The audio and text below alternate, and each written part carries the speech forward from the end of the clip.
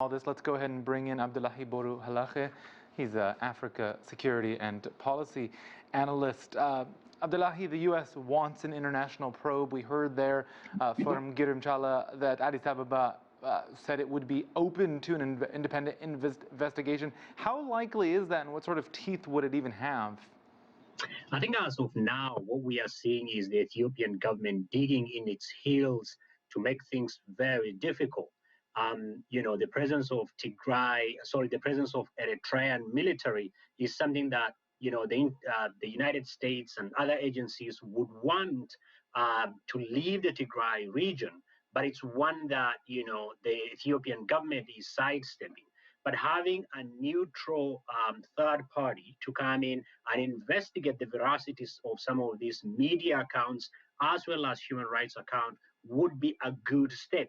But with elections just a few weeks away in June, I would be very hesitant to see the Ethiopian government granting that. And if they do, they will do it under their supervision, which would make it very difficult for the third-party investigators. So the American Secretary of State, Tony Blinken, he wants the Eritrean troops out of Tigray. He wants the soldiers from Amhara as well. Who handles the security situation there, the TPLF? I think one of the things that we really are not, addressing, I think, including, United States, EU, and the UN, is the Tigray region had an election in October. And for the people of Tigray, whether the federal government of Ethiopia would accept that is a completely different thing. I think as one of the most tentative steps, the federal government will have to recognize that the TPLF government that they've overthrown now is the legitimate government as per the law.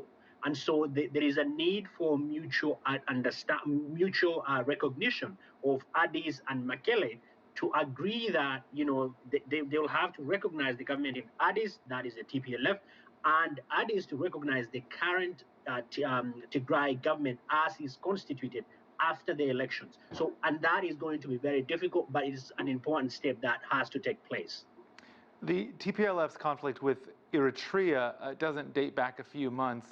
This has been ongoing for years, correct? It is, and in some very strange ways. TPLF and EPLF, the Eritrean People's Liberation Front, worked together in the late 70s, 80s, and 90s until they overthrew the government, the then government of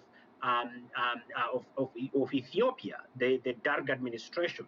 And even that time, I think their coalition was a coalition based on necessity that all of them, because Eritrea was very clear, it wasn't part of Ethiopia until 1952, they wanted to secede and form their own government, right? And so they were working together, but their aims were completely different. And, 1998 and 2000, when they fought over the boundary area of Badme, that really sowed the seed of the current problems where TPLF, the Eritrea People's Liberation Front, helped a great deal in terms of training, military support during their fight. They felt that that is a tremendous amount of betrayal. To Abiy's credit, when he came in April 2008, he mended that fence. But that has, again, caused some of the problems that we have now, because Isaias Afewerki practically is in control in terms of what is going on inside the Tigray region.